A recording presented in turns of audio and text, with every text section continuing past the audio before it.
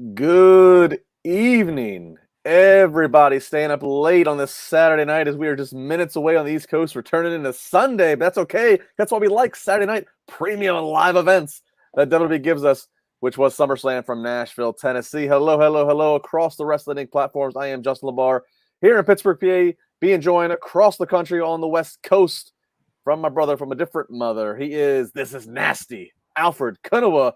Great reunion. This is the night for us to be reunited in wrestling talk, my friend. The perfect night for us to come back together. It's great to see you again, Justin, and a happy fast National Saturday to you. It was a very hot show, so hot, in fact, that I buttoned down 3 buttons. That's how hot it is today. I love the pink. I love is that flamingos I see? That's flamingos, yes. I like very it. charismatic flamingos. Very WCW spring break kind of feel here. Guys, I am really excited for this show. I tweeted earlier, it's been 10 days. I took off for the last week and a half, left town, decompressed, unwind. I got off the grid. Of course, as natural as fate would have it, I leave and the wrestling world goes through one of the biggest cosmic changes in 40 years with Vince McMahon saying he's stepping away. Proof would be in the pudding if we can find the pudding, which we'll talk about tonight. Is he in fact removed from some final decision making? And here we are on the second largest show traditionally in of the year, being the first one that Paul Triple H Levesque is at the creative helm for. So much that we are going to unpack here tonight on Wrestling. If you're watching live, thank you everybody on the video side, or if you're checking it out later on the audio, we appreciate that as well. I mean, chat room's already filling up. If you got a chat you want to get in, if you want to be the third co-host, make sure you hit that super chat, put those $ in there. I don't know if Issa is going to show up. She might have a run in. If her music hits, we'll bring her on. She's in Nashville, so I'm sure she's emotionally conflicted with her two loves battling out in an unprecedented last man standing match, which we will get to, tractors and all. But Alfred, let's kick it off on the show. We start off with Raw Women's Championship material of Bianca defending against Becky. Of course, there's a story of long-term booking. Whether it was intended this way or not, they can at least tout that this is long-term booking going all the way back to last year. And, we start off with Becky attacking the left arm of Bianca. Becky making several counters to the KOD. Finally, the KOD's hit on the floor, but Bianca's a fighting champion. She doesn't want outside count-out finishes. No, she wants to win this straight up with a pinfall or submission. Finally, a Spanish fly off the ropes ends up countering into, which transitions into a KOD, and Bianca Belair gets the victory over Becky. She retains her title. There's a lot of post-match to talk about, but let's just talk real quick and give Bianca her love against Becky Lynch. Obviously not the first time these two ladies have met. A lot setting the stage here. And, of course, there's pressure being the first match of a big event like this. First match, I don't like the term curtain jerking because anymore in a major show, if you're not going to be the last match, you kind of want to be the first match. That's kind of like the second best thing you can get. What was your reaction to this temperature setting match? I thought they killed it. The first time they did meet, I went on national public radio and I said it was the greatest women's match in the history of WrestleMania, and I strongly believe that.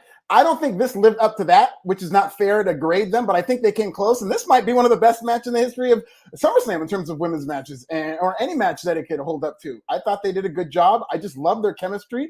I love that pace that they set. They go very fast, and they wrestle at this frenetic pace, very similar to the time that they wrestled at WrestleMania 38. I really like this match.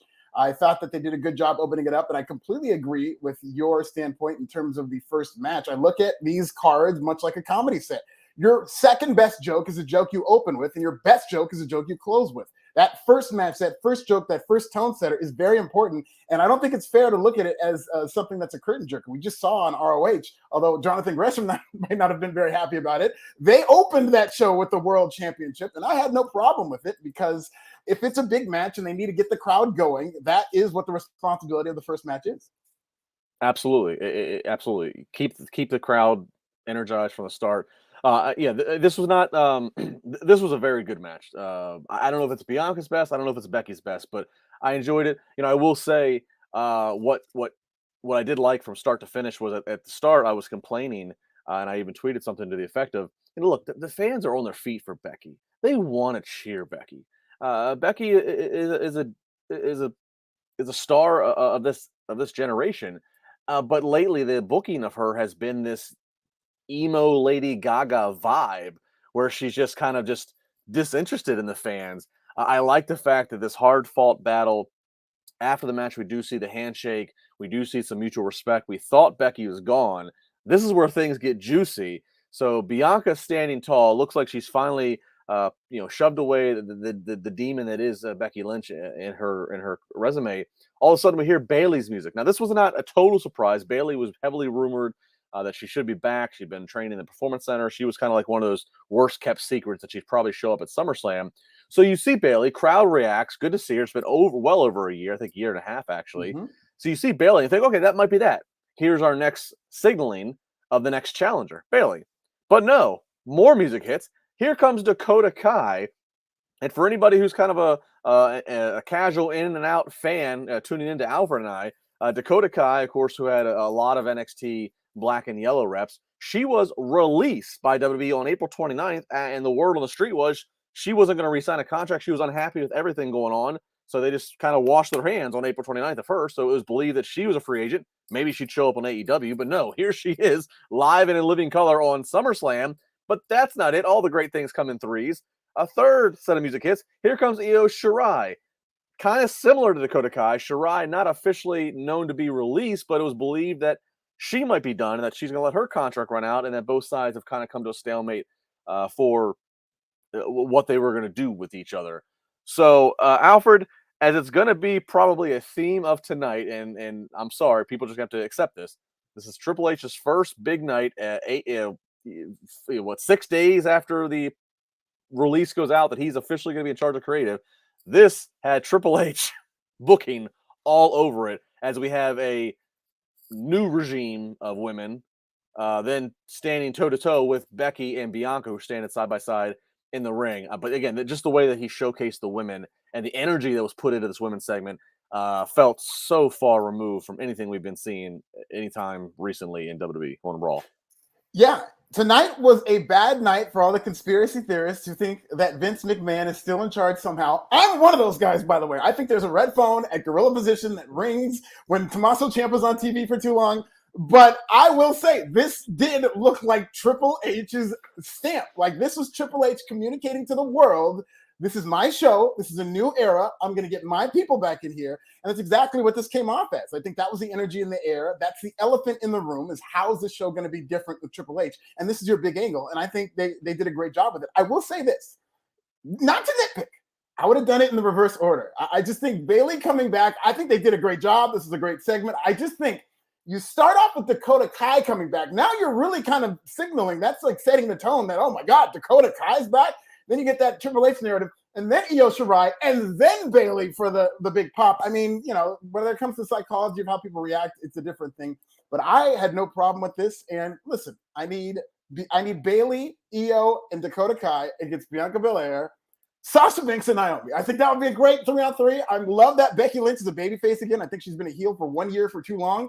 And I like the fact that she's now coming to her defense and probably going to oppose these three heels. But I'm just watching this segment thinking, man, Sasha and Naomi might not be too far behind. You see, I'm going to disagree on I like the order. I like the put Bayley out there first because, again, like I said, she was kind of the worst kept secret. It was kind of, believed to be, we all know she's still with the company. It was believed she'd be back here sooner than later. So I like that because, like I said, at first I just interpreted as, okay, here's Bayley. I wasn't expecting any other music to hit. So I kind of like that build then to the two other ladies who we thought were as good as gone. One legally having been gone at least for some amount of time since April 29th. So yeah, this and to the red phone, we'll just keep revisiting that theme of, is there that special phone of, is somebody sitting in Greenwich Village with in his finest dining, making a quick call of critique. There's a lot of things that we can look at and we can try to dig into the weeds of, ooh, that's a little different than what they would have done. And then I guess maybe the more important thing is the follow-up. Let's see how Monday Night Raw goes. Do we hear and see some of the same things, or is there still a mysterious voice and wizard behind the curtain who says, let's stop that? Very great. I'm actually glad you brought this up at the front because we'll just kind of keep that theme as we go. Let's get in a couple super chats here real quick. Marvin B. My, oh my, this women's faction looking fire. Yes, Marvin. I agree. Certainly a lot to follow up with there. Crop top crew. Crop top of Blue Chew with $1. Thank you very much, Blue Chew. Let's see here. What else we got? Keith says the fact that Triple H was tweeting throughout the pay-per-view like another guy, TK, great pay-per-view and definitely change is coming. Listen, this is all building to a WrestleMania night Twitter feud between Triple H and Tony Khan. Vince McMahon was not really on Twitter like that, although I just think the world needs Vince McMahon on Twitter. Now that he has free time, I would just love to see what Vince would be like, just tweeting a storm. I think that should be the hook for the September 4th show with NXT, is that Vince will be tweeting live throughout the show. That'll get people to tune in. But I just think that you see Triple H tweeting here and there. Tony Khan loves to be on Twitter. Tony Twitter figures, we love him. I think this is building to them coming face to face and having a Twitter feud, and I'm here for it. You never say never. So I mean, who knows? I will say this. Again, it's another one of those conversations that we can kind of, have now or table for future episodes. But look, if Triple H truly is in charge, which there's a lot of things that kind of point towards, again, his fingerprint on it. That's a much bigger topic that we can talk about for the next couple of years, because obviously a lot of talent in the last 2 years left WWE either by their choice or by WWE's budget cuts, and have since joined AEW, the progressive, cool movement where there's no bosses and you kind of get to do your own thing and write your own promo and whatever. But if back over in New York, if things are switched to where the culture has caught up, and it's still the place that has WrestleMania, and it's still the place where you can make the biggest amount of money, that's a very interesting dynamic that Tony Khan and AEW have to deal with. Now it's no longer you can play, oh, you're not going to go back to that monster out of touch old man. If the monster out of touch old man is no longer actually there, and it's a progressive, better culture, and that still has WrestleMania and giant paying shows in Saudi Arabia, forget your politics, but if you can make six figures for one night of work, this just completely blows the dynamics up right now of the business. So again, that's the conversation that we'll probably be having a lot more of throughout the next couple months and years if this is all here to stay. But overall, I don't think they could have done a better opening. Got the women out there, and all in all, again, Becky, like I said, looks like she's going to kind of get back to being a babyface, which is what they need to do anyways. And we have a lot of women back and returning to tune into this Monday night for Raw. So very entertaining start here. Let's go up next. Second match. Again, second match, sometimes your popcorn match, but none doing here. You don't put I would never label a popcorn match with a guy who has 24 million Instagram followers. I'm talking Logan Paul versus The Miz. Miz out there with his wife Maurice and Ciampa, all in matching, all in uniform, all in uniform. That looks nice. Alfred, we really don't get to talk about Logan Paul much. Logan, such a showman. From the kicks and the Miz covering up and giving him just a little lackadaisical kick. Brutal code breaker from the Miz onto Paul's face. A beautiful blockbuster from Logan Paul on the Miz. Logan Paul applying the figure four. Couldn't help but make a note we're a day ahead of Ric Flair's last match. Yeah. And here's the social media influencer applying the patented figure four in Nashville on the Miz. Ciampa gets tossed out after he gets caught by the ref trying to cheat. AJ Styles kind of comes out kind of awkwardly. They play his music, and then he just kind of appears to ringside, but he kind of equalizes and gets Ciampa out of the mix. Logan then follows up with a phenomenal forearm. It was AJ Styles, the guy who's training Logan Paul. Logan Paul hits a frog splash from the top rope all the way out to the announce table. Picture perfect frog splash, might I add. And he finally caps it off with hitting a skull-crushing finale on to The Miz. It's amazing. A decade ago, they were relying on the Snookies and pull out some of the other celebrities, Donald Trump and other people to be involved, whether it was just for one physical spot or for whatever. They have really evolved into finding both the biggest influencers and those who can athletically commit with passion. Logan Paul, Bad Bunnies, Pat McAfee will talk later. Alfred, this was a 5-star knock out of the park for me.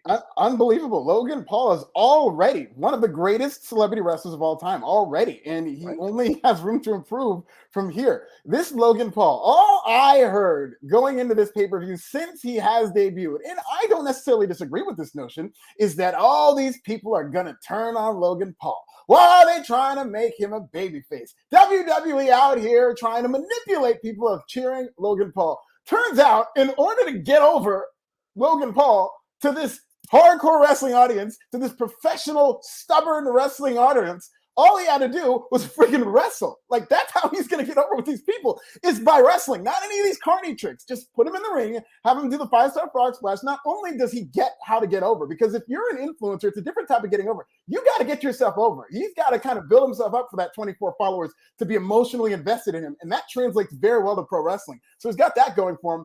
And oh, by the way, he's a pretty goddamn good athlete. So I just think that this match was pretty much designed to get people to forget that they hated Logan Paul, and it succeeded because they were on their feet despite wanting to hate this guy. And I just thought he was great. Everything that he was asked to do, he knocked it out of the park. Well, and they got me hook, line, and sinker. I since Mania, I have been bought into Logan Paul. I understand why you work with him for the following and influence he brings.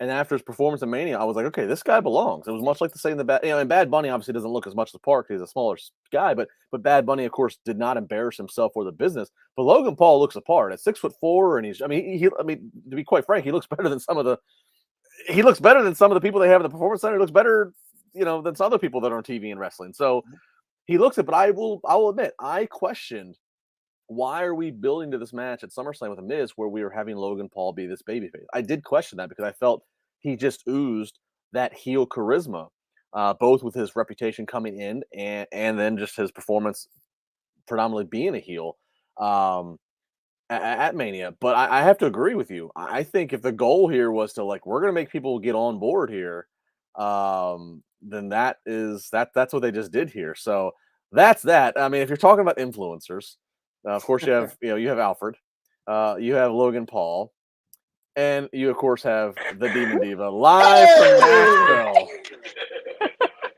What's going on, guys? What's up, Queen? It's a party here in Nashville. You still at Nissan Stadium? I am. I'm trying to wait out the traffic. Smart. But I will say, Brock was in the ring for a good 15 minutes after everything ended. So. Well, yeah, because he's the only one that knows how. He's the only one that knows how to drive the tractor to get the ring moved. Yeah, no, he got back up there to get his cowboy hat, and then he just lay there with the cowboy hat on. It was hilarious. Oh my God. I love that main event. You guys know that I'm a big fan of big, meaty men slapping meat. I got plenty of that. How did you like the crowd tonight, Issa? Because even though it was outdoors, I always worry about outdoor shows and that the noise is going to go up into the air. But I thought the crowd was really good. So I am in the press box, so we couldn't hear them, and I still was able to hear quite a couple of pops, even though we have the sound here, so you can't really hear what's going on outside. So I mean, I thought the crowd was hot. I did think it died down a little bit towards the middle, but then that main event, everybody was on their feet for it. And the opening match, I thought the opening match and the main event were the two hottest things on the show tonight. Yeah, we just talked about the opening, and I said, we both agreed, Alfred and I had Triple H's fingerprints all over a different kind of booking. It's a beautiful thing. Bringing all those women out. Yeah, and let's talk real quick. Logan Paul. I mean, come on. We've gone from the celebrities who can barely function to now we have Bad Bunny, Logan Paul. Bad Bunny set the standard. Say it, yes. Justin. LaBar. Bad Bunny showed up, set the standard. Now everybody they cannot try to do better than that. So we got to thank Bad Bunny. No, I thought Logan Paul looked amazing tonight. Yeah, he really did. I said to Alfred, I'm serious. He looks better than many other people that are on TV wrestling right now. Yes, I know. Is that not? If he could only cut a promo. If he could only giving a mouthpiece. Let's do that. You don't think Logan Paul can cut a promo? I mean, I think some of the stuff they give him is kind of whack, but I think he's just fine on the mic. I didn't like the impulsive segment on Monday Night Raw, if I'm being honest with you. I liked the opening on Monday Night Raw when they started with the brawl, and I thought that was actually enough, and I wish they would have not gone back and done anything after that, because if they did that and put the match that they put on tonight, it would have been amazing. It was the whole, I I just didn't like the segment. I would like to see what he can do next because I hope that he's not done, especially after that performance tonight. I thought Logan Paul looked amazing. Yeah, and I'll be curious how often we see him perform. I mean, with them making the point of touting, Sign a contract. That's what I mean. I don't think we're going to see him on Friday night house shows in Poughkeepsie, New York, but I think that we might see him maybe as much as we see Brock, quite frankly. Yeah, that's what he should be. He should be more of an attraction, kind of a part-time guy, because he does have that star power and that, that celebrity essence. But I do think that whatever the most a part-timer could perform, he should be on like the Edge schedule, where he is a part of the WWE roster that we see here and there. Because I think he's just taken to this like a fish to water. He's the Kurt Angle of celebrity wrestlers. Yeah, that's a good one. I'm gonna need then Logan Paul versus Bad Bunny. Let's put it to the test. Let's see who the best celebrity guest is. Right? Book it. I was watching this with my brother, and that's one of the first things I said when he did his first big spot. Like, I need Bad Bunny in this guy at WrestleMania this year. Do you think they could carry him? I think they could carry a match actually, especially after seeing Logan Paul tonight. I think they could. I know it's scary, huh? He's a show off. Show off your press box fashion. What you got going on tonight? It's a romper. It's a blue romper. Yeah, Nashville. Wait till you see my after party outfit when I get out of here, though. I don't think we're live streaming that. Another super chat here. Marvin saying, "Do Kai and Io get to revive the tag team titles now?" I don't know. I mean, look, I think really. I think this actually might sum up a lot of things that we all might be feeling collectively. And I haven't talked to either of these people at all for a week. So the feeling I had tonight, ladies and gentlemen, I felt tonight like anything is possible.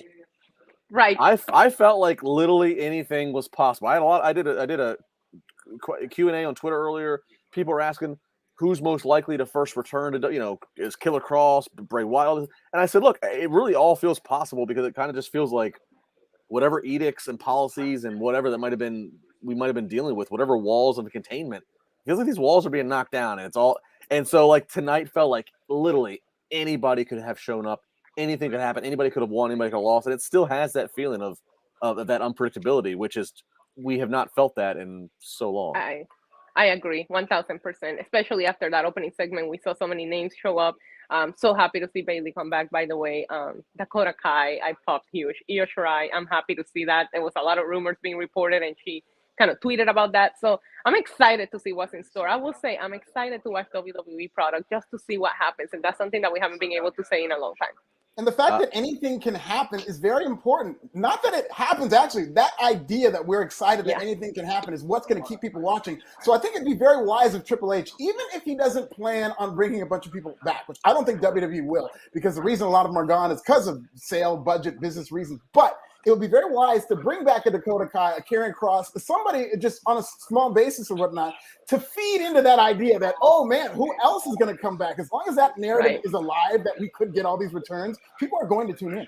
Well, sure, and a guy like a Kross, who we know was a Triple H, direct project in NXT, you can bring him back in six figures and not have to explain a lot in a quarterly meeting versus a Bray Wyatt who, reportedly was making deep into the seven figures and is probably not going to come back for anything less. And that's something you might have to explain more on the business side. So, yeah, a lot of. Okay, but bring him back too, though. Bring him back. Yeah, you're gonna. I agree, but this is a new era. This is a new era. I agree. I'm just saying that there's calculated moves to the point of what we're all just saying. And we got some commentary on Twitch. All three of you fine humans are looking actually happy tonight. Like this isn't a pain to do. Listen, we love doing these shows, but no, I get what you're saying. I do, but you guys know Brock and Roman are my favorite. I've been a little hurt by what people have been saying about this feud tonight. They needed that match. They needed to put that show on, and I thought that match was incredible. I gotta jump off here. I just wanted to crash the party, but I wanted to talk about the main event. I'm gonna jump ahead of you guys. I really love the chaos. I thought it was perfect, and I really think that their feud. I don't know if this is the closer because now I want to see it one more time. Don't come for me. I want to see it one more time. But I thought the visual, the tractor, the ring tilted, all of the chaos, the failed cash-in, I thought it was just a perfect combination for an excellent main event. And I really think that Brock Lesnar and Roman Reigns shut down everybody that was talking negatively about this match having to be ran one more time. So you have a crazy appetite. How many rounds do you need to go? You got your two guys. 12 times. How many rounds do you need? I'm gonna need it a good 10 more times. Wow, 10, that's a stamina for Issa. That's, I wore this. I wore the spark. No, I haven't done the sparkles for tomorrow. It's for Ric Flair. We're saving the sparkles for Ric Flair's final match. She's black. Come on. I can't wait. I cannot wait. All righty. So well, you apparently can go more rounds than any of us can go. Give the yeah. I'm going to the after party now, so I gotta bounce. there's a Blue Chew and Manscaped plug there. Go ahead and give everybody the plug. Where you're covering Ric Flair's last match tomorrow. Give the plug. Where can everybody find? I know you're doing tons of interviews. Yeah, everybody can find. I've been working, you guys. So I'm gonna party it tonight. But you guys can find my coverage on my YouTube channel, NYC Diva Diva. Also, Lucha Libre Online. You can see everything that I did. I got to talk to Bobby Lashley, Damian Priest, Tommaso Ciampa. I got to talk to Cesaro, Claudio. I'm sorry, I still get confused. I got to talk to him today. Very excited about that. Rikishi. I asked him if he was the real head of the table or not. You guys can see all of that in those platforms. You've been killing it, Issa. I've been watching your interviews. I saw even your interview with Hugo Savinovich, which I grew up with as a wrestling fan, who would, on the Saturday shows, they would run it back, and it would only be in Spanish in the Chico, California market. So I would watch it in Spanish. Not that I learned Spanish, but I fairly understand it, and it's because of that. And I just, watching you guys in Spanish was a lot of fun. I grew up listening to Hugo and Carlos Cabrera, and I gotta tell you, just sitting there having a drink with them yesterday was so surreal. It was such a highlight for me. So I'm gonna go have more drinks. Thank you guys. Keep doing this show. Alfred understands drama because of their Spanish. I love it. Thank you, Issa. Bye, guys. Be safe. Peace. There's the run-in. That's true. They would have it on Univision. They would have WWE Superstars on Univision, only in Spanish, and so I would just watch it back. Or they would replay Raw, because sometimes it would be just past my bedtime. I'd have to go up to bed, so to watch it back, I'd have to do it in Spanish. I saw that she did the interview with him. I haven't checked it out, and I'm not fluent in Spanish. I would love to know if anyone's ever asked them, like, is it a proud badge of honor that, like, the Spanish announce table was like a shtick? That that at some point you're gonna be the center of the show for high drama. Yeah, that's a great question, because I want to know how they feel. Maybe they feel, hey, we don't want to be the butt of your jokes. We don't want this. We're professionals here. Right. We're trying to do our jobs. We don't need people breaking our table.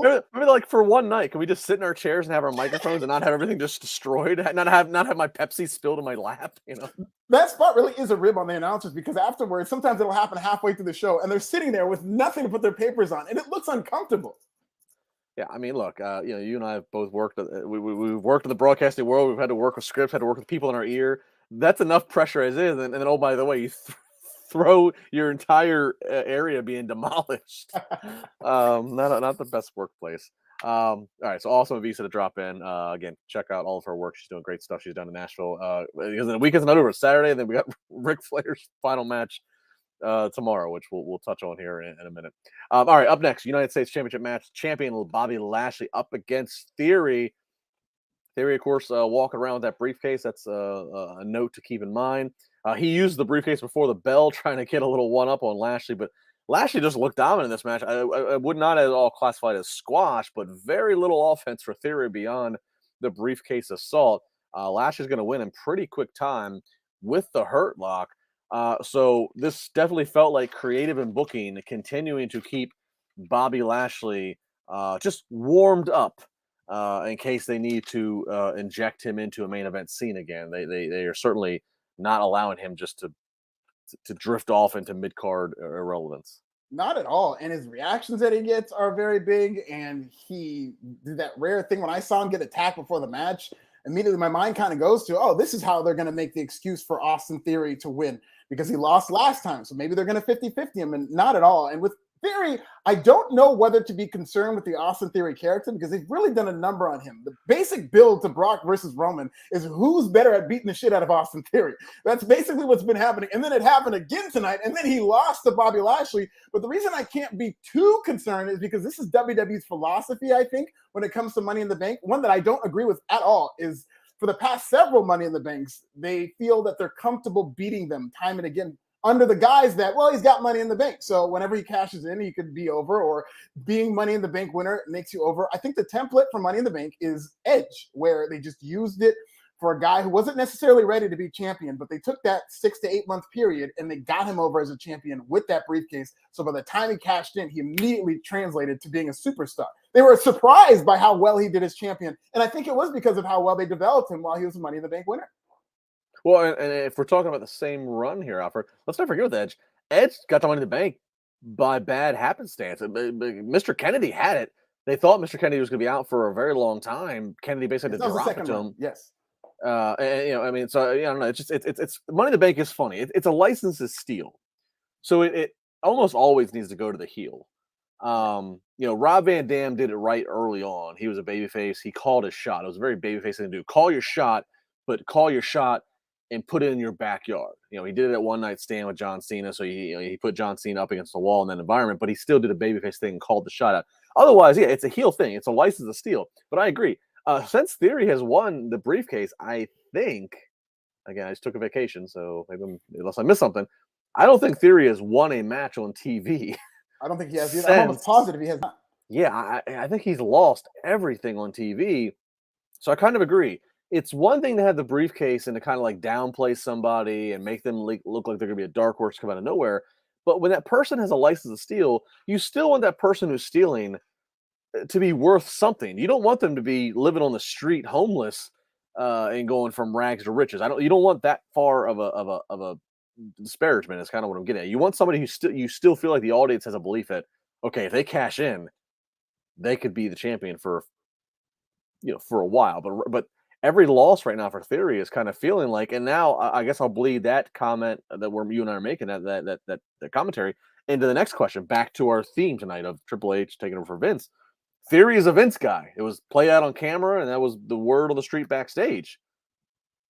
Is Theory a Triple H guy? It's a great question.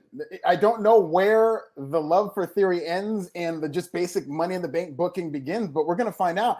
I'm just going to say, looking at this, if I were to watch from Monday Night Raw to SummerSlam, and I'm a casual fan who hasn't really been keeping up with the product, and I look at a Theory, and I just, this is a new guy. He's got Money in the Bank. If I look at the way they booked him with your daddy isn't here anymore, and then getting beat up, and then getting beat up on SmackDown, and then getting beat up here, and then let's say he cashes in tomorrow and succeeds. I'm like, wait, what? That guy? The who's your daddy guy's champion? That would be my reaction. And I don't think that's what they're intending in beating Austin Theory time and again. Yeah. Mind you, look, Theory was used in NXT, so it's it's not. I'm not trying to project that he's on a blacklist for Triple H, but it is the question of if Vince saw him as the guy that he's going to anoint in the next year as being the guy that maybe dethrones the world champion. Maybe Triple H doesn't see that. Maybe Triple H thinks there's other routes to go before that. The beautiful thing of the Money in the Bank is that you have a year, so they can let Theory just kind of hold this for a while until they figure out exactly who they have, both currently on the roster, both injured and coming back, i.e. Cody Rhodes, and then also who could be signed and returned. Going back to our thread of Killer Crosses, Bray Wyatt. I'm going to toss another name out there. I've been watching for a while, and I've worked with the past, and I got great love and great hate with in the ring. Guys like a Big Cass, who has had the run Impact, and it's like there's a lot of names out there that it's just like it feels like there's a lot of potential of again, if there's now the guy who's head of talent relations and creative with Triple H, a whole different dynamic. So there's just so much to watch right now. As maybe the plan was for an Austin Theory to cash in by X date. Maybe it doesn't happen because we got to see what other cards we can infuse into the deck. So a lot to watch here, but overall, Bobby Lashley's still looking like money. So he's still there, not to be counted out at all. Going to a super chat here, Jihad X. Damn, Issa, you look gorgeous tonight. And that's exactly how I think he said it too. You did a good job on that. Damn, Issa. Damn, Issa. Girl, hit her up at NYC Demon Diva. There's a 1 in there on the Diva. Hit her up. You can fire your best shot on Twitter directly at her rather than having us interpret for you. Brandon Hall, they got to change these rules. If the ref takes that briefcase, it is cashed in. Well, no, I kind of like the suspense of, can the ref understand quick enough what you want to have done and relay that official announcement? Of course, that's being a little teaser to what we're going to get to in a little bit here.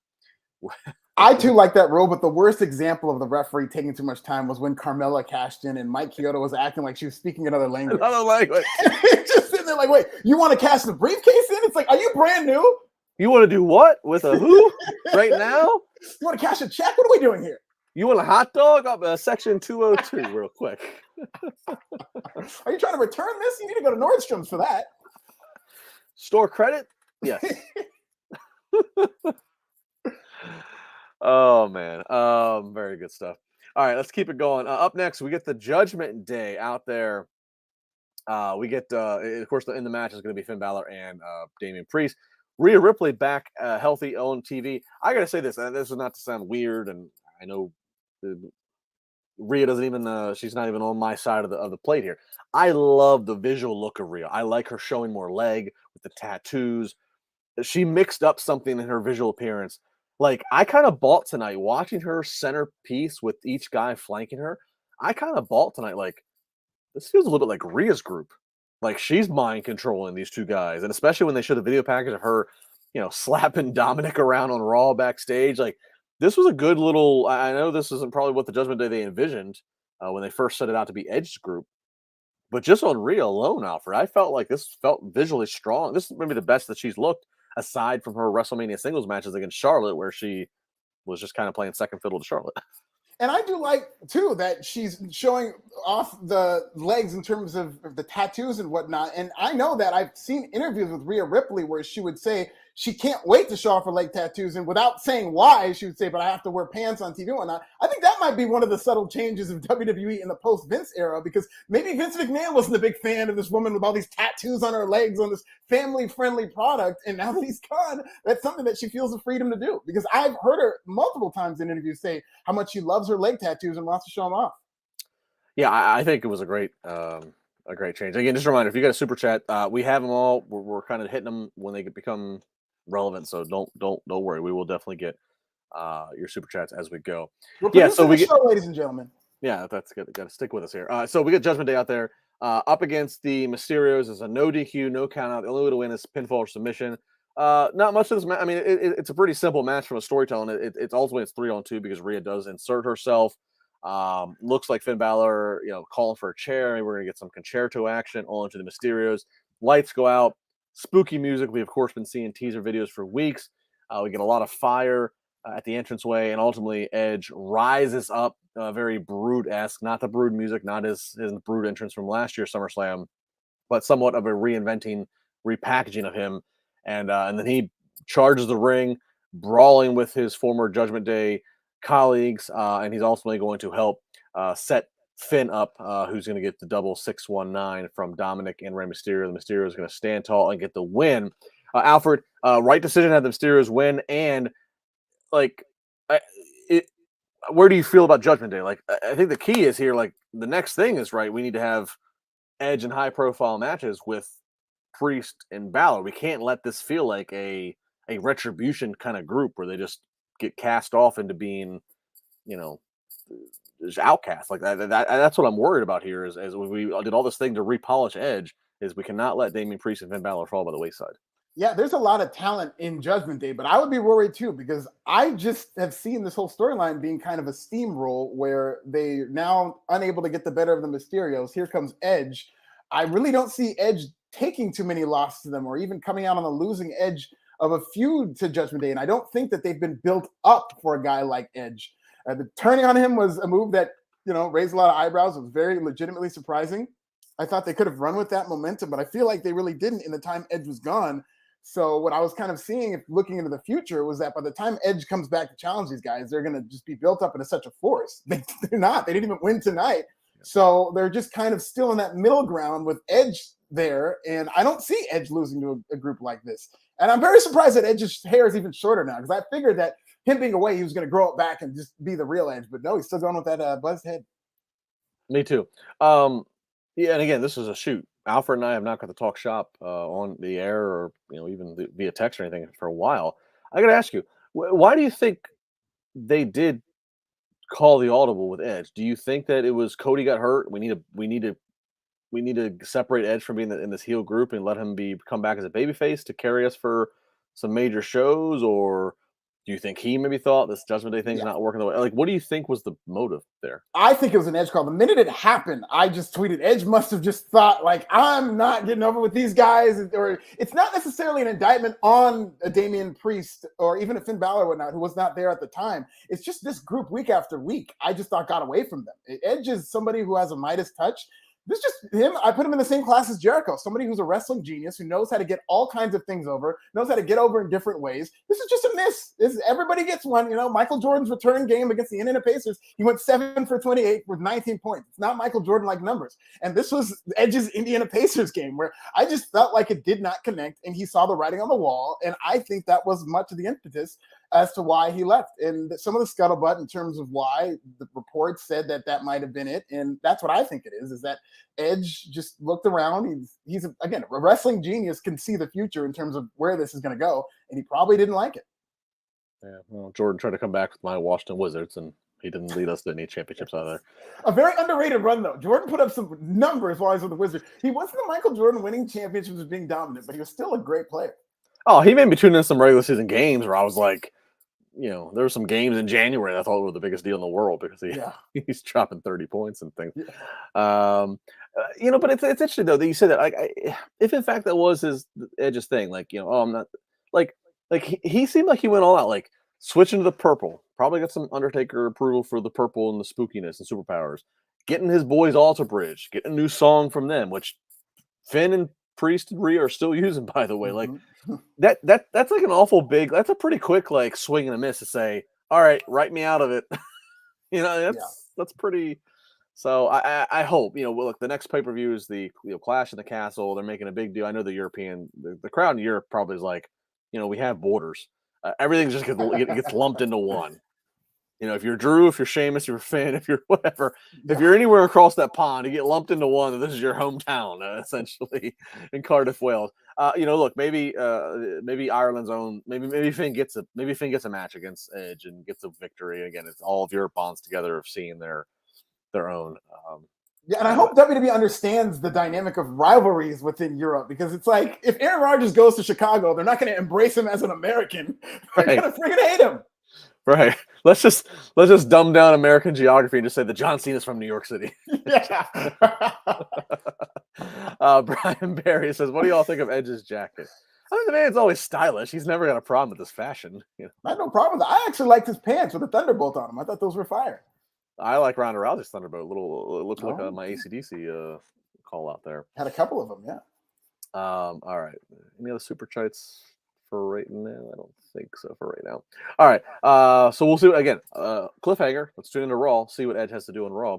Up next, Pat McAfee versus Happy Corbin. Now I want to know, this is where the announce team switches. First half is Jimmy Smith, Corey Graves, and Byron Saxton for your Raw team, and then we switch over to the SmackDown matches. Michael Cole normally with Pat McAfee, who of course is getting ready to wrestle. So Michael Cole is paired with Corey Graves, which is a great pairing. This is the closest. Heenan and Monsoon, Ross Lawler, they just have that dynamic, especially tonight. And this is a thread of it in and of itself, Alfred. Michael Cole tonight, who has been there for over 20 years. He is just a workhorse. He is maybe even better than Jim Ross in the sense of he's mastered the WWE format of all that comes at you. Jim Ross is a tremendous wrestling announcer, but Michael Cole really embodies the entertainment and all the stories they're trying to tell. Michael Cole tonight was very passionate filled and notes that he was going to be, and that Pat's his colleague and Pat's being bullied by this guy Corbin. But beyond that story, Michael Cole was energetic. Michael Cole was naming referees. Michael Cole was giving history lessons of it's been since we have he gave so many history. He recalled so many things in the past. He name dropped Jesse Ventura, for God's sake. Michael Cole felt like he was a dog on a leash who got unleashed and just ran wild and said whatever the hell he wanted to say. He even, I think, cursed later talking about Brock's tractor. Michael Cole felt unhinged. Corey Graves even made a point of saying at one point, I liked it better when you didn't give opinions. And Cole fired back, I'm paraphrasing, well, that's changed. A lot of things that changed, which I saw social media read a lot into.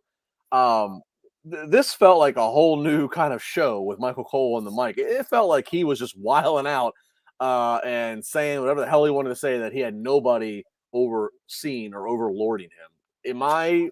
Did you get this at all? 100%. Here's how much I got this. I very much, me being the cynical bastard I am, I knew this was going to be a narrative in terms of Vince is gone. Now people are going to say that Michael Cole's better just because Vince is gone and they don't like him being in his ear. So I was kind of looking out, and my expectations for this was raised. Like, okay, well, Michael Cole better be on his game. And he blew them out of the park. I thought Michael Cole was incredible. I really feel like we're in the era of Michael Coulthard, which is his real name, because that's what he is now. He's just the guy who I feel like is reacting not as the robot that is being told what to do, but in the real moment. I thought that the main event, we're not going to get to it just yet, but just to tease a little bit, part of the main event was, I thought from top to bottom, every aspect of that main event was great, including the commentary. I thought Michael Cole delivered a main event caliber commentary performance because he was so into it, and he was reacting like a guy, he was reacting like somebody with a YouTube channel who reacts to things, and that's what the draw is. And it became exciting to me to see how's Michael Cole going to react to this, and he never let me down. So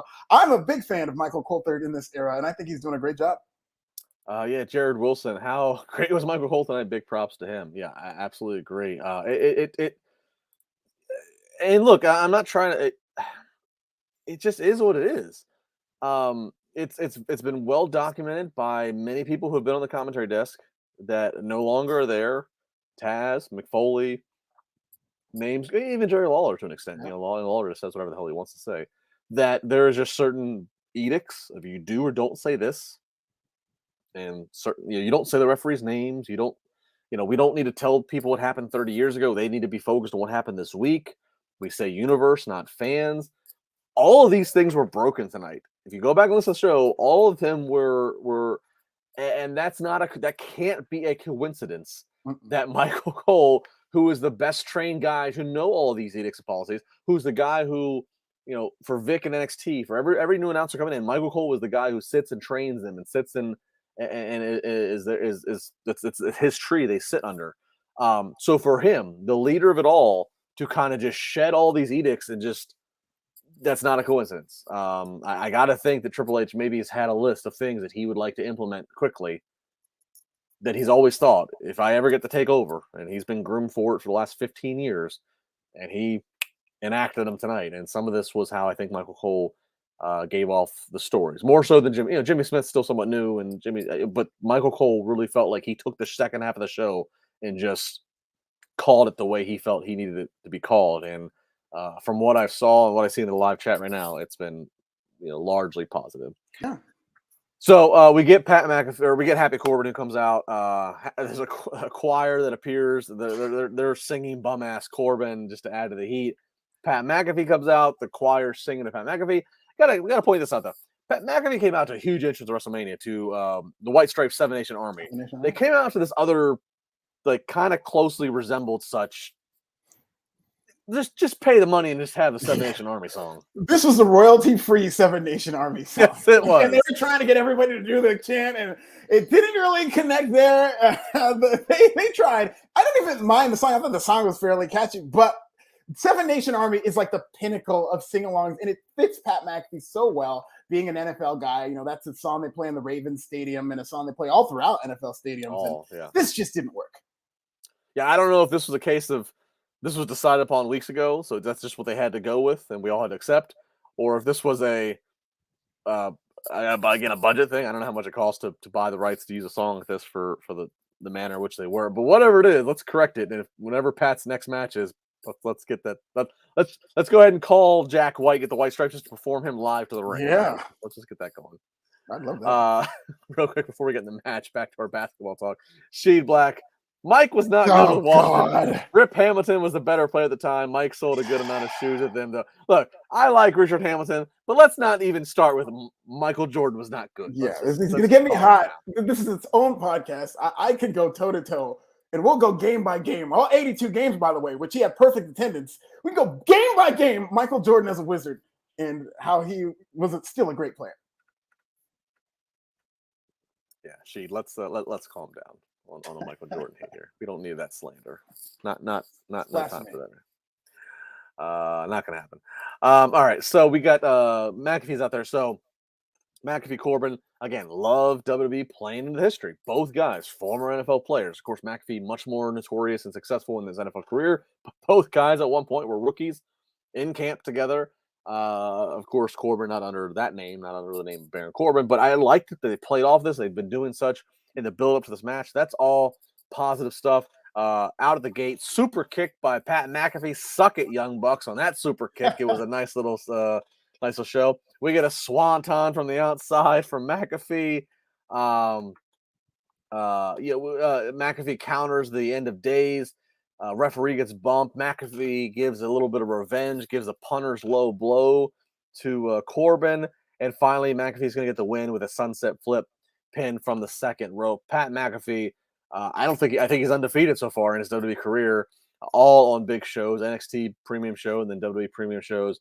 But again, Pat, Logan Paul has 24 million Instagram. I don't have Pat's stuff in front of me. Of course, he's a Pittsburgh guy here, so I got a lot of love for him. But Pat's no slouch. He's got a giant podcast and radio show every day. He's got a giant following. His huge investments. Corey Graves, a fellow Pittsburgher, jokingly calling him a hillbilly millionaire. Another cash in here of social influencers that just can show off and wall out on major shows.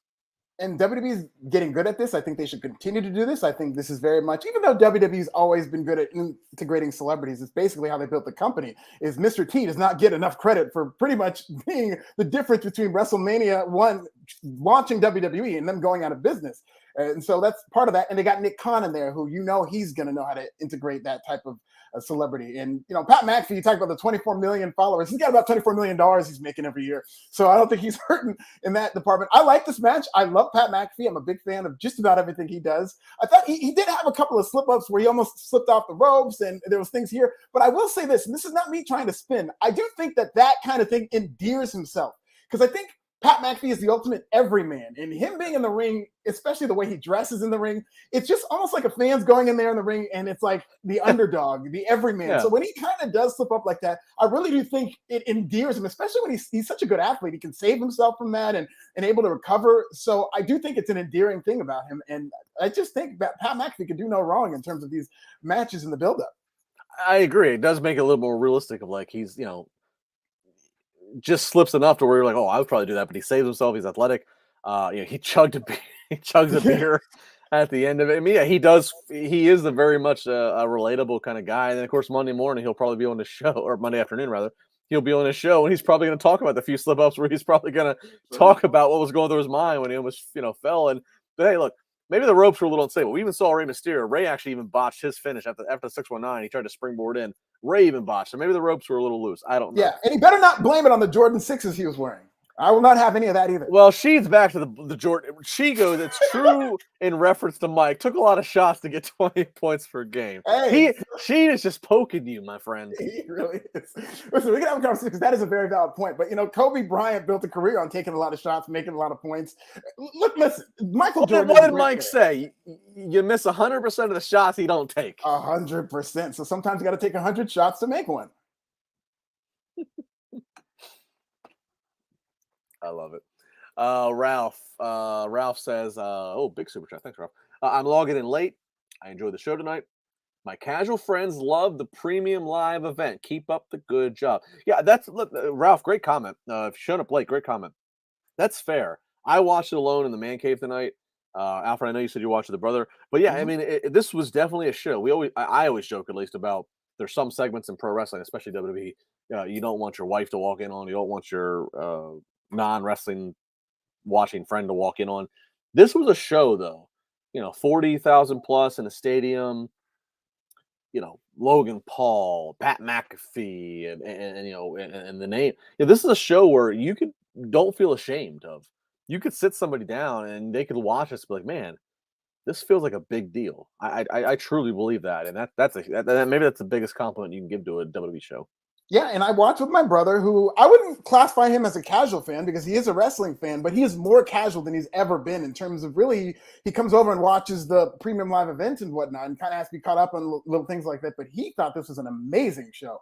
in terms of being somebody who's coming in relatively cold, who's not following every single thing that's happening on TV. So that's more of a casual mindset. I feel like he came in with it, and he had nothing bad to say about the show. Yeah. Corey Pride. MJ is big. Yes, there you go. That's the MJ. Those are the MJ super chats I like.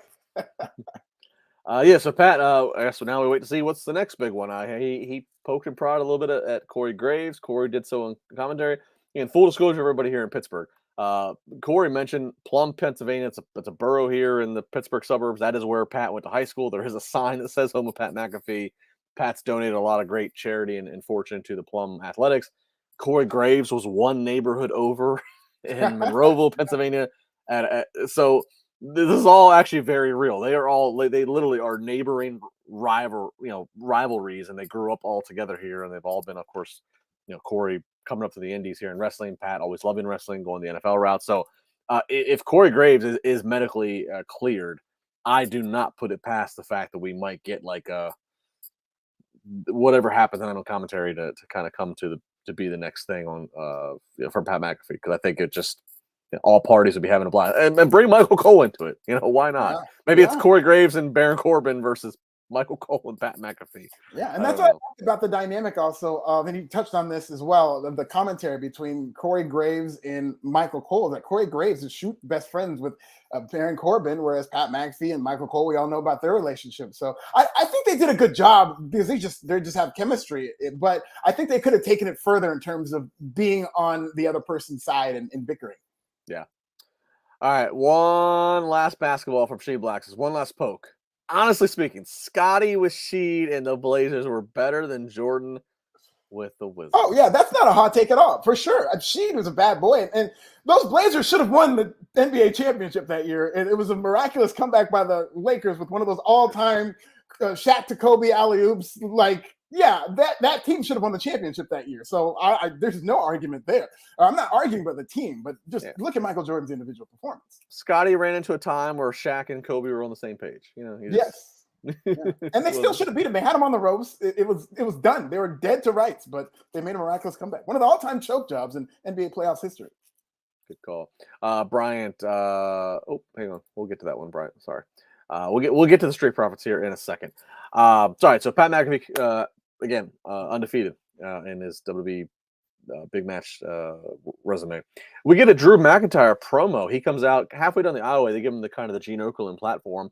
He gets to cut a promo, gets some fan front row named Colton over, a big old Colton chant. Whole thing here is Drew is going to be the number one contender. He's going to fight the champion, the winner of Roman or Brock at the Clash of the Castle, which they made it official on SmackDown, but we'd all kind of just assumed for the last couple of months that they're doing this big show. It's the first premium live event again in Europe since 92 SummerSlam. We all just kind of assumed Drew was going to be involved in the world title match main event, but they make it official, at least in the storyline. But Drew cuts a promo, so good to bring him out, I guess. Alfred, what do you make of this kind of dynamic? This kind of plays into the main event, which we're still a few matches away from, but you just have to do it. You can't go to Europe and not have your biggest babyface in Drew not be pegged as a challenger. Right? Even if he's going to lose, you still just have to, for box office purposes, you just have to tout that he's in the main event. 100%. This is going to be the most jeopardy I feel like Roman Reigns is in as champion. I really cannot remember the last time Roman Reigns went into a match and I legitimately thought, oh man, this might be the night. Maybe within the match they did something to kind of trick me, but very rarely during this 700-day run have I ever thought, oh man, tonight's the night. And at Clash of the Castle, it's going to be some near falls with Drew McIntyre if he doesn't win that I'm going to fall for. And I feel like I could see an actual scenario where Drew McIntyre wins that title. They talked up Roman Reigns' run. Ever since the event was announced, there's been this feeling out there that Drew McIntyre could get that moment that's been evading him since WrestleMania 36, and it could happen in Europe. So I think that's an amazing dynamic to have, and it's something that we don't see very much ever with Roman Reigns since he's come back as a heel. All right. Well, let's table the Drew booking for once we get it back around to the main event tonight of who's going to become world champion. But again, it's just something format wise. Drew comes out, street clothes, got the sword, but they put him up, they prop him up on a platform there, mid aisleway, something we don't often see. But I felt it looked good because I was like, why make him go all the way it's a long aisle away. Why go all the way to the ring? I thought it was kind of a nice touch having him basically essentially cutting this promo in the middle of the crowd. And Drew was great here. He's really good off the cuff. I remember when WrestleMania had that weather delay. He did a great job just doing an unscripted promo. Yes. I remember the first time I thought to myself, oh my God, Drew McIntyre might be the guy in terms of the next top guy. He was cutting a promo and then just off script, he just starts riffing with some kid in the crowd, and it went really well, and he kind of endeared himself. And that's when I went, man, he's probably going to win the Royal Rumble and go on to be the guy. And that kind of gave me those vibes. Him and Bobby Lashley, they were the troopers. They were also the biggest victims of the pandemic, of the empty arenas. We're not going to take a break. We're going to keep doing shows every week, but you two have to be the big heels, the top heel and top face to make this go. And that's, there's a lot to that. That in itself is a documentary one day of WWE in the pandemic era. All right, so moving on. We get tag team action here. We got the Street Profits versus the Usos with Double J, Jeff Jarrett as a referee. All right, before we go to this tag, let's talk Jeff Jarrett. For those who are in the WWE bubble, Jeff Jarrett grew up in the wrestling business. His father, Jerry Jarrett, famous Memphis promoter who tag teamed the Memphis division with Jerry Lawler. Jeff Jarrett, of course, came up, worked USWA, worked WWE in the 90s, left, went to WCW, came back to WWE, he founded TNA Impact, a lot of success and controversy there, founded Global Force Wrestling, married Kurt Angle's wife in the process. Now he's back in WWE as an executive. He's also part of Ric Flair's last match Sunday night. If you're listening to us live, it's later tonight in Nashville. Jeff Jarrett, Alfred, maybe nobody better has thrived in the political atmosphere that is pro wrestling. For purposes of alliteration and catchphrase, I want to call him the cockroach of Carney, but that sounds like I'm shitting on him, and I'm not. I want to compliment the guy. Yeah. I'm not trying to call him a cockroach and a derogatory. I'm trying to say he's indestructible. This guy, it's 2022, and he is now an executive in WWE when Vince is on his way out, is refereeing matches, is getting a payday in Rick's last match. Holy hell. And here's another thing that impresses me about Jeff Jarrett, and him being, whether you want to call it a cockroach, somebody who's indestructible, getting all these bags. That is the backbone of being a professional wrestler, is being able to get that check, get paid, make your towns. Jeff Jarrett's doing that. And what's the most impressive part is that when Vince McMahon bought WCW, of all the things he could have said, of all the people he could have taken a shot at, he opens the show taking a shot at Jeff Jarrett. G-O-O-N-E, gone! Because he was pretty much persona non grata after pulling that stunt with holding him up for money or whatever you want to believe. And despite all that, Jeff Jarrett is still not only to ingratiate himself with WWE, but also be an executive. This guy, we might need to consider him as one of the greatest workers in the history of professional wrestling. And I mean that, just like you said, as a term of endearment. This is what wrestling is all about. Cockroach Carney. I'm just going to print T-shirts for it. I like that. Yeah. Get a good logo, a cockroach cartoon. That could be something. Shade Black. Jeff Jarrett was a hell of a. Yeah. Look, again, I'm making. Look. Jeff is a good worker. Jeff has a fantastic match against Shawn Michaels that made its rounds recently after the Broken Skull sessions with Austin. Jeff was a good hand. He was a mid card kind of afterthought in his run in the 90s with WWE. He was just kind of, but let's not get it twisted here. Jeff was a good hand. Jeff is an amazing striker in terms of talk about working punches. His main event run in WCW felt forced, but we all still remember, slap nuts and don't piss me off and the things that he made famous. And again, he founded TNA, which was a viable second company for a long time. And again, he's just managed to keep himself alive. He's managed to keep a key on his ring for every company, and he's able to get into the door of every company. So, if this doesn't work out, Jeff Jarrett's going to be all elite. It's just, oh my let's God. just check all these boxes at this point. I don't put it past that Jarrett can't muscle his way to be shoulder to shoulder with Tony Khan if it came to that point. He might be able to pull off the finesse where he works for AEW while working for WWE somehow. Jeff Jarrett, if anybody could do it, it's Jeff Jarrett. It'd be a hell of a pitch. Remember, and this kind of reminds me of the night he showed up in WCW. It was like the night after a WWE pay-per-view, and he grabbed his balls and says, "Who's got the stroke now, bitch?" Yeah. And he's got the stroke all these years later. He does. Jeff Jarrett. So Jeff Jarrett's out there as special guest referee because we need proper refereeing for the battle that's been the Street Profits and Usos.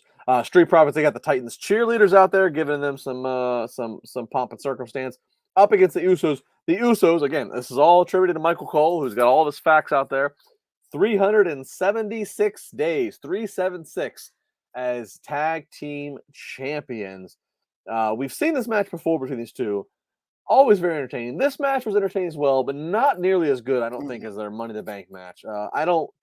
I can't put my finger on what was missing. I don't know if it's just a time constraint. I don't know if it's just the arc of how the match was built, but it was not as good. But it was what it was. Usos do win hitting the 1D, so Usos retain. Alfred, what more is there for the Street Profits at this point? I mean, now I think we have to start to. I hate to Shawn Michaels, Marty Jannetty it, and Angelo Dawkins has certainly been trying to prop himself up to not be Jannetti'd, so to speak. He's been trying to, and even commentary said, put some respect on his name. But I mean, I don't feel like there's much more the Street Profits can do. If they can't beat the Usos at SummerSlam, what else is there for them to do? And if you saw the post-match, the post-mortem, they're kind of sitting in there, and you get the close-ups. There's no settling in WWE, not even in this era. You get the close-ups of Montez, close-up of Dawkins, and particularly with Montez, he did not look happy. And he just had this existential look on his face. Like he's just looking down like, what am I doing with my life? I need a change, not to put words in the guy's mouth, but the way this was shot after the match definitely made it seem like, we might be headed for a split. All right. So if this was a month ago, we probably are thinking Montez Ford is in a little bit better shape. He's got a little bit more charisma that comes off. He's kind of been, again, we're all, you and I are the same age, Grape. We make it the Rockers, the Shawn versus Marty. But now we're in the Triple H creative. And I have to think that Triple H, if he sees something, he's not going to want this to be a Jannetty Michael situation. He's going to want to try to find a way. Okay, let's get a payday off of you two having a blow off or a breakup. But how can we do it to where we don't bury one of you? One of you being Dawkins. I have to think that would be the mindset. Let's put you in separate brands, obviously, so you can have your own identities. But I have to think there's got to be a figure, a project of how do we not let Angelo Dawkins just fade off into obscurity. I think it's very hurtful in the wrestling zeitgeist, that concept of Shawn and Marty, because I feel like it's a self-fulfilling prophecy where it's such a famous angle. And Shawn Michaels became such a big star compared to Marty Jannetty kind of falling off for reasons outside of wrestling. People forget, if you actually were in real time, Marty Jannetty was actually a damn good worker and a pretty big star coming out of the Rockers. It's just that he kind of self-destructed on the way, and that had a lot to do with why he flamed out. He was Intercontinental Champion. They were really trying to do something with Marty. I just wish that wasn't such an automatic thing that people go to, that, who's going to be Shawn? Who's going to be Marty? There need to be more templates where both guys go off and become successes. I think the best version of that, on a much smaller scale, obviously, is TNA's Beer Money, where James Storm and Bobby Roode became fairly big stars. I believe James Storm won a world championship before Bobby Roode, who was pegged as a Shawn Michaels. And so I just wish that was more in the zeitgeist, and that, what are these two guys going to do coming out of this stable? Much like The Shield, how they all became big stars. Sure. So I do think there's a universe, and Dawkins, he's heard all that chatter, and I feel like he knows that their days are numbered, and he's been working his ass off, and he's got that spot he does where he does leapfrog into the suicida. That's just amazing. And I think he's got something for that ass for anybody who thinks he's Marty Jannetty. Yeah. Yeah. And look, I mean, Shawn was still the better reformer over Marty, but like Shawn also had like the luxury of, it's not like, Marty had his problems. Shawn had his problems too. Shawn just happened to have a good group of guys that propped him up. Shawn, you got to get upright. You got to get to the building here. Marty didn't have that.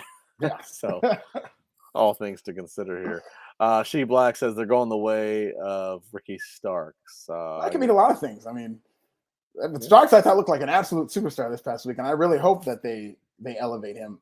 But Bryant, hey guys, great show tonight. But why the Street Profits keep losing title matches? Just asking. Stay safe, 2022. Well, Brian, I think that's where we're at here. I think it's if they they don't want to disrupt the Usos title reign. I think they feel like they've gotten all that they're going to get out of the Street Profits as a unit. Or who knows? We're so trained to think wrestling wise that you have to then become opposition. But let's look at the New Day. Mhm. The New Day has been on wrestling timeline together for forever, since 2014, I think, and they've managed with the New Day, even though they've had to navigate injuries. They've managed to let them sell, but still stay as a unit.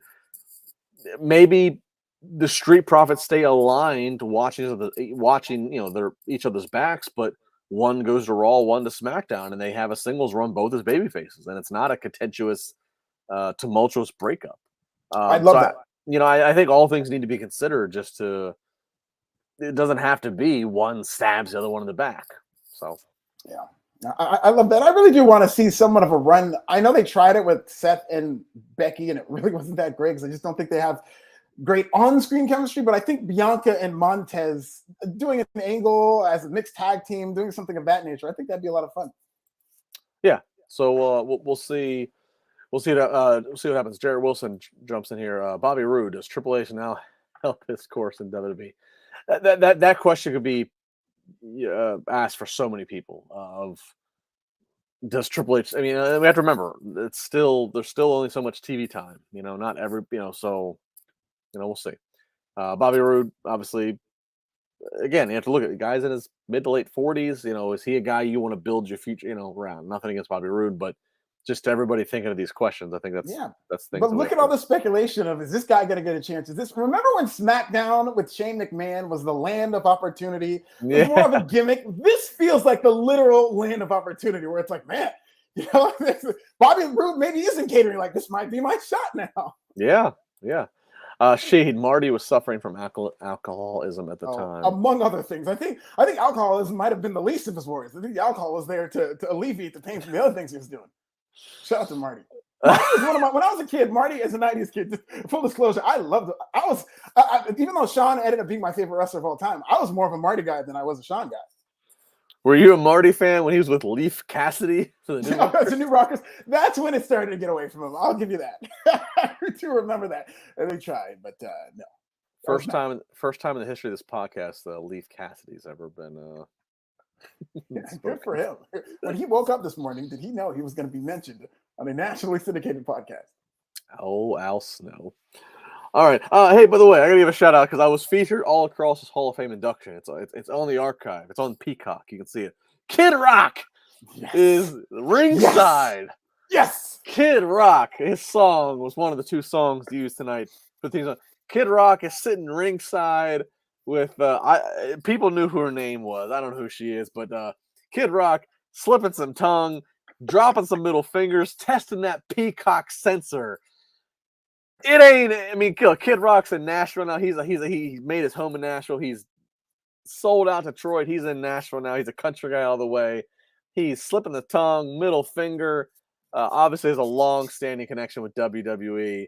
I mean, you just got to have. I mean, you can't use Kid Rock's song. You can't be in Nashville and not have Kid Rock do some obscenities on TV.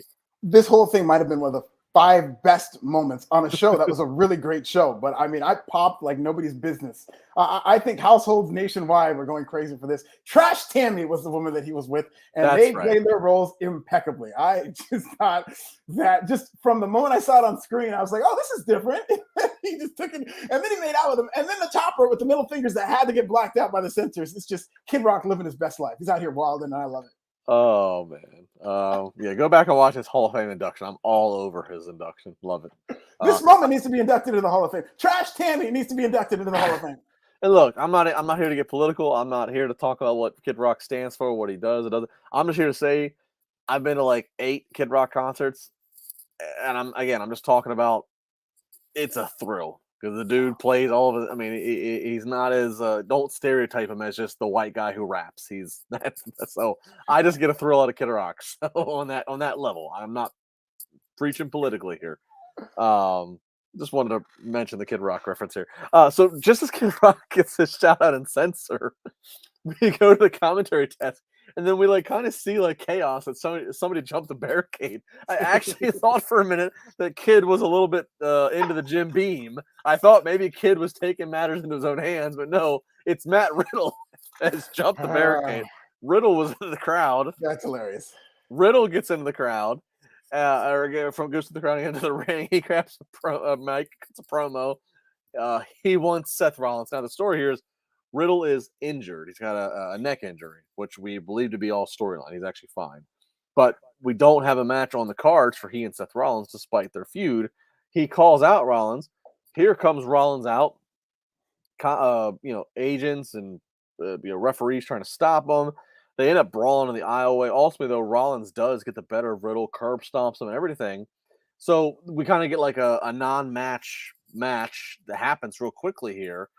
Rollins gets the better of Riddle. Alfred, what do you think was the purpose here? This definitely felt like, just on the timeline of it, looked like they're going to have a match. Then Vince steps down, Triple H comes in, this gets scrapped from the card, but then still infused in this crazy manner. What do you make of this? Is this a money match? Let's save it for another pay-per-view where we need, or another premium event where we need a big match? Is this somebody is injured? Is this storyline has already gone too far gone? We need to get out of it. Like, what do you make of this change of direction here? Yes, I do think that they are saving it for the Cardiff show, which is weird because WWE has been running back one rematch after another on multiple pay-per-views. But again, might be another indication of a new era that they want to save it and make it something special.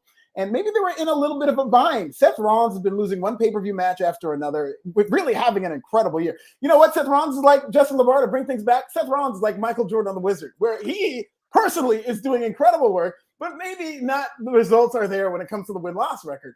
And maybe they're just afraid of either having to choose between Riddle and Seth, because Riddle has been losing left and right too.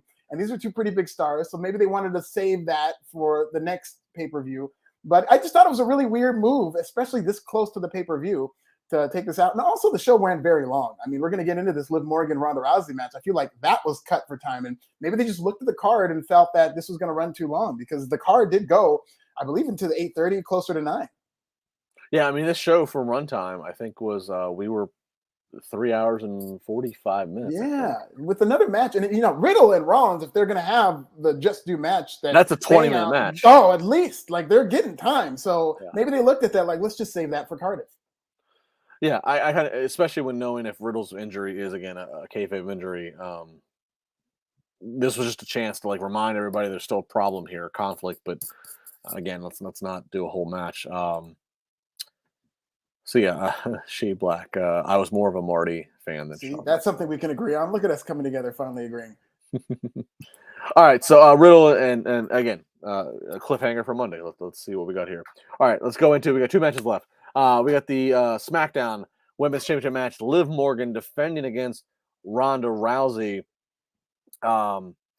This match here, both ladies are playing a babyface role, and I go on that only on both of them are smacking hands the entire entranceway to the fans. So this is a babyface kind of dynamic, at least. Of course, the storyline here is that, Liv being one of 3 women, Charlotte and Becky the other 2, to pin Ronda. But of course, Liv got the luxury of doing it on kind of a surprise attack of the Money in the Bank. So now Ronda's preparing for her. It can live up to this hype. That's the story here. Immediately, Ronda is focusing on Liv's arm, trying to get her in an arm bar. Otherwise, it is a kind of a sloppy, really quick, kind of sloppy exchange. We get to the finish pretty quick. Word on the street, Alfred, is that supposedly this match did get cut for time, that apparently Logan Paul and Miz went long. So maybe that's where this gets cut. But nonetheless, we get into the finish, which is kind of a clever finish. Ronda locks in an armbar submission, but she is, for those who didn't see it, I'll try to describe this. She's got this armbar on, but Ronda is basically standing on her shoulders to wrench this armbar in. So her shoulders are pinned to the mat. The referee starts to count 3 because her shoulders are pinned to the mat. As the referee is in mid-3 count, we see Liv tapping on Ronda's knee. So simultaneously, there's a count on Ronda's shoulders. Liv is tapping. The ref has only seen Ronda's shoulders, so the ref rings the bell. Winner is Liv, based upon a pinfall. But as Michael Cole and Corey Graves, go through the camera angles, it's clear that's what happened, and that the tap out technically happens before the 3 count. So a funny finish that kind of protects both women here, protects Ronda especially. Ronda then flips out. Judo flips the referee, and it's just going crazy here. Ronda appears to have a heel turn. She also attacked Liv from behind. Again, I go back. Do you like this? Is this a Triple H walks into the situation? God, is this the right scenario to have Liv as champion, have Ronda here? What did you make of this scenario, and what is next for both of these women? Liv still champion. Yeah, and if you're going to beat Ronda, which they don't do very often, this is a good way to do it to make her still look strong. I thought that this was a clever finish. I thought the match was very short. I was actually kind of disappointed in that I thought that this was kind of presented as one of the semi-mains. It was in that position, so I expected them to get more time. But I had no problem with the finish. Triple H, a student of Dusty Rhodes, so we get that Dusty finish. Good for them. And I was kind of surprised to see Ronda freak out and turn heel this abruptly, but I liked how it looked. It kind of made, especially back-to-back segments where that Rollins and Riddle segment really made the officials and referees look like idiots, where they're all just running after Seth Rollins while he's running to Matt Riddle. And then this, where they're just getting their asses beat, just made them all look like the Keystone Cops in back-to-back segments there. But I did not have a problem with this finish. I just was a little disappointed with how short the match was. And Liv didn't really get much of anything. No, this did not at all further the parade of Liv fandom at all. This made her, because look, she clearly tapped out before the pinfall. I mean, this made her look very much like a fake champion. So yeah, that's why I ask, like, whatever creative forces were behind shaking things up, again, whether it was motivated because of the Sasha and Naomi stuff, whatever was behind shaking it up and having her cash in and win at Money in the Bank, and now here we are 4 weeks later, and she looks barely a champion. I just wonder if this was we have to start to shift things here, and we're going to get the title off her sooner than later. So we'll see. We get Mayor Kane out in the ring real quick. He announces 48,449 people in attendance, and then he proceeds to hit his pyro. Mayor Kane, of course, the mayor of Knox, Tennessee, a few towns over from Nashville. Of course, Mayor Kane, no shortage of controversy around him right now in his political stance. Alfred, I'll let you take this one. No, we got no mention of Clarence Thomas or the Supreme Court, which I think is a victory for this segment. And Twitter was very much reacting to this. I did hear some boos peppered in terms of announcing Kane. And even though he's mayor of Knoxville, Tennessee, there are some people who may not. WWE's audience skews very liberal. So there are people who are wrestling fans who are not fans of what Kane has had to say. But hey, I'm not going to define anybody by their political takes. I'm obviously not a fan of the things he's had to say politically, but he's there to announce an attendance number. I'm not expecting highbrow political integrity from really any politician. So let's just announce our numbers and get on with our day. I just see some great tweets of let's send out the politicians to lie about the inflated attendance numbers. He's just like, no, I'll lie. No, I know how to lie. Let me have that, Triple H. All right, here we go. Main event time. Stick with us here if you didn't watch. Here we go. Roman Reigns, 680 days, 680 days as champion. As again, Michael Cole, who was just statistician. He was stumped the swab tonight as Michael Cole.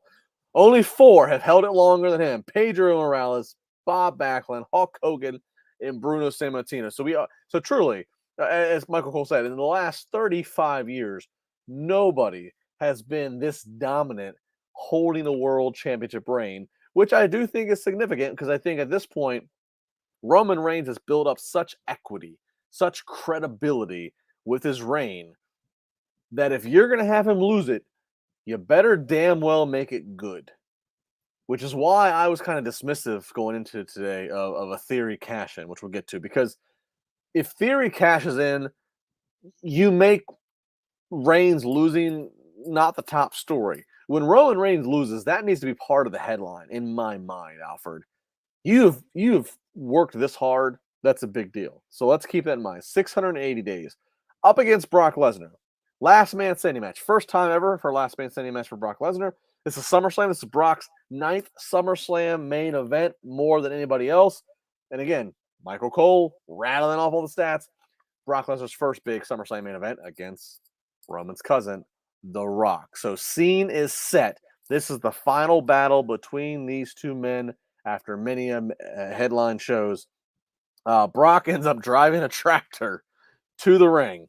First time ever. Drives a tractor, jumps off the tractor. Luthez presses Roman Reigns. Brock's on top for the large part of the start of the match. Roman Reigns, he uses a rock bottom to put Brock to the table. Nobody actually kind of mentions the rock bottom, but I thought that was worth noting. Brock puts Roman, ends up put him on the tractor, dumps him out of the tractor onto the ring. We get several close false finishes on Roman, thinking that he's down for the count, but he gets up at the 9 before the 10 comes. Brock gets a guillotine. Roman's out, back up at 9 3/4. Brock gets in the tractor. He moves the ring. Alfred, have you ever seen a visual of the tractor? We've seen the whole Big Show Brock Lesnar spot of the ring breaking. Brock Lesnar shifted this ring and upended the ring. The crowd was in a gasp. This was unprecedented. Yeah, this is amazing. It's funny because kind of the narrative going in there, and I'm guilty of this too, it's just like, what can they possibly do that we haven't already seen? They've wrestled time and again. And then I see this, I'm like, well, I've never seen that in my life before. Exactly. And so we finish it off. Brock's continuing to do this stuff. Heyman steps in and basically tries to cut this off. And mind you, all the Heyman-Brock, dissension over the last couple of years, we never really got a payoff. And here we get the payoff. Brock finally scoops Heyman up and gives him an F5. That, to me, kind of felt like, okay, this is the finale of this feud because they finally had Brock put his hands on Heyman in that regard. F5 sends to the table, so Heyman's dead to the world. Here comes Austin Theory running down with the briefcase. Is he going to cash in? Before he can explain all the terms of cashing in, he gets bamboozled and attacked. So he doesn't get to cash in. He gets F5'd. Roman Reigns uses the briefcase as an assault weapon. He uses the belt as an assault weapon. Several rounds of false finishes. Are we going to get to the 10 count? No. Brock stands up before we get to 10. Finally, the Usos and Brock Lesnar the Usos and Roman Reigns bury Brock Lesnar under announce table, under chairs, under steps, under all the debris that is out there. And Roman Reigns retains the title, beating Brock Lesnar for what's supposed to be the end of the story. A lot of super chats we'll get to, guys, in just a second. But it feels like we finally have put the end to Brock Lesnar as the guy who could potentially dethrone Roman Reigns. Do you agree? And what's next for Brock? Because we know what's next for Roman. Roman's got Drew up next. And that's a whole debate there. Does Drew win it in Europe? But what about Brock? And before you answer this, Alfred, I want to put this out there.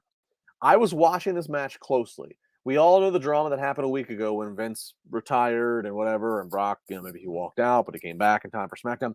Brock is a guy who has dealt exclusively with Vince. Brock does not go through middlemen. He's not dealing with Carrano and Laurinaitis. Brock deals with Vince. So Brock now has to deal with a guy in Triple H who was once his peer, who once had a healthy rivalry for who can be the better match, the bigger draw, what have you. All that taken in. Is this Brock being done with his run, or does he still want to do business in the Triple H era of creative? I just threw a lot out there. Please unfold. And these are great questions. And as long as Brock Lesnar loves money, which he does, I'll never truly believe that he's done, especially because WWE always seems to bring him out of the emergency glass case for certain scenarios. And I just think he's one of those rare presences in WWE, at least for right now, that does have that main event cachet that is seen as a legitimate star. And there still is a lot of value in Brock Lesnar, especially as long as there's an AEW. Just the mere thought of Brock Lesnar showing up in AEW, I think is enough for WWE to at least keep him nearby. I don't think we've seen the last of Brock and Roman. I just feel like there's always going to be a way that they can go back to there in that match. I really hope we're done for the time being. But I think what's next for Brock Lesnar is that he goes away, and the next time they need him for some big angle to just show up out of nowhere, I could see him for a WrestleMania program getting over somebody like a Riddick Moss, one of the guys that they see something in who's up and coming. But I don't see Brock Lesnar necessarily coming back for a while, actually.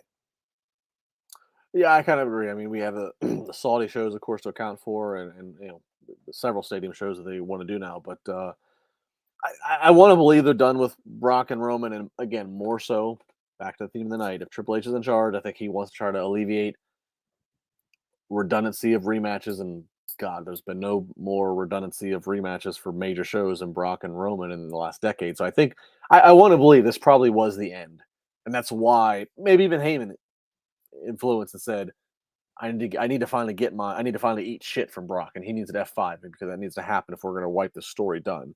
But I agree. I can't see Brock in such good shape he is with such a cookie cutter, great paying deal that he still isn't around. Whether it's somebody that's there right now, like a Riddle, or somebody that they feel that they could elevate, or whether it's again pulling into the bag of creative, does Killer Cross come back and we build a cross up to whatever? I agree. I don't think Brock could be done, but I want to believe that him and Roman, this probably was the final chapter. And I don't think you could, I really don't think you could top this. I don't think tractors and upending rings and seeing things that we really have never seen, I don't think they could top this in any which way. And again, if Triple H is in charge, I think he would recognize that like there's nothing else to be done here. It just seems like we're on the inevitable ticking clock for when can we get Roman versus The Rock? Because that is your biggest box office draw. Yeah. And Dylan Matthews, shout out to friend of the show, Dylan Matthews. Brock versus Gunther, I think, would be a very interesting match to have. They really seem excited about Gunther right now. Right. There's a list of guys. Right. And that's a refreshing feel. Mm-hmm. There's a list of guys, Gunther, and guys that you might start to say, well, okay, who could be the guy to try to challenge a Brock? Who could be a guy that Brock has all this credibility? Who could be the guy that could push in a limit? And you go from guys that are there now, like Gunther, again, the Fiend, the Killer Cross, to Braun Breaker, like the guys that are in and out of the system that could still be players of who could Brock make a splash with for some fresh box office appeal. All right, let's go into a lot of super chats. A lot of people want to get into this particular match. No surprise, it is the main event. So let's do it. Grant being patient here. Grant, thank you very much. You sent it on earlier in the show. I appreciate it. He says, excellent show. Almost all the matches are 4+ stars. In my opinion, Brock vs. Roman was absolutely incredible. Thank you, Grant. Our friend Sheed, Bianca, and Roman's match were the only good matches of tonight, in my humble opinion. I thought there was some good matches on there. Maybe those were the best matches, but they were definitely good. I feel like this match, even though it was 3.5 hours, this pay-per-view really kind of flew by. It did, yeah. There was no dragging. I mean, the second half slowed a little bit, but I think this was well done for all things considered. Jared Wilson, Heyman selling when the Usos carried him out. He's the greatest. Yeah, I noticed that too. Heyman is the greatest, man. D-Hub, do you see Ronda heel going to give Liv a bigger push and make the women's division look stronger? I think the women's division, again, tonight was a proof that there's going to be an invested effort, and we have to. And I didn't even mention there was a Charlotte promo. I mean, there's an effort of here. We have to spice up and use all of the women. Look, WWE has a better women's division than any other wrestling promotion. Better than anybody. Yeah. And they have to utilize it. I think that they know that. Yeah, and NXT, Triple H built NXT, and he knows better than anybody. It was built on the backs of the women. Those were the best moments in NXT. Sasha versus Bayley, the 4 horsewomen. It was built on the backs of the women being the alphas in that promotion. Absolutely. All right, back to our super chats here. Will Roman and the Usos drop in the same night? Oh, good question. I think they should. I mean, go back to NXT. I've been saying that about if Toxic Attraction are kind of have the same vibe going, and I thought that's where they were going with them. But I could absolutely see one night, all 3 of them. It's time to go. It's time to pass the torch. I think it would be very ceremonial that they dropped it all on the same night. I agree. The entire bloodline implodes on one night. Stephen Marcachilli, better dream match, big match for Brock, Cross or Breaker? I mean, right now, Breaker obviously is where the investment is, but I think if they could reset and reintroduce Cross properly, I think there could be money in both. Yeah, I think you're going to have to wait a little longer with Breaker, but I think if he lives up to his potential, which he already kind of is, I think that would be a great match. Andrew, if WWE cannot do The Rock versus Roman at Mania, does Cody take the belt from Roman?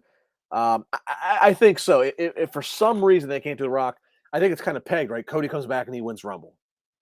It's just a matter of, is there 2 titles? Is there 1 title? What's the situation? Yeah, I was really hoping it would be Cody, and I still kind of am. I think they can still do that in terms of letting him hold it and then having Cody win the Royal Rumble. But I do think Cody is on the short list of people who will dethrone Roman Reigns. Bid Moon, we the ones with a shot there. Thank you. And finally, Peter, think Alfred versus Tony Twitter Finger should have a main event at SummerSlam. No. Don't shortchange me. We're main eventing the big show. Okay, we're going to WrestleMania here in Inglewood. He needs to come to my hood, and let's see how tough he talks when he's in my backyard. You come to Inglewood, California, and take your little Twitter device. That's what we're doing. Oh, that's a great one. It is 1:30 here on the East Coast. Alfred, final thoughts, final plugs. I thought it was a great show. It's just such an energy around WWE right now with this new era, and I'm feeling it. I'm very excited to see where they go forward, and I think that's invaluable to have, and I really hope that they capture that and they keep it going. I agree. Anything feels possible. Back Monday night after Raw, a lot of cliffhangers. Make sure you tune into us and see what happens on Raw. See what the follow-up of SummerSlam is going to be. He's at This Is Nasty. I'm at Justin LaBar. Thanks to all of you guys for the Super Chats. Appreciate it. Download, like, subscribe, do all the things. We'll see you Monday night.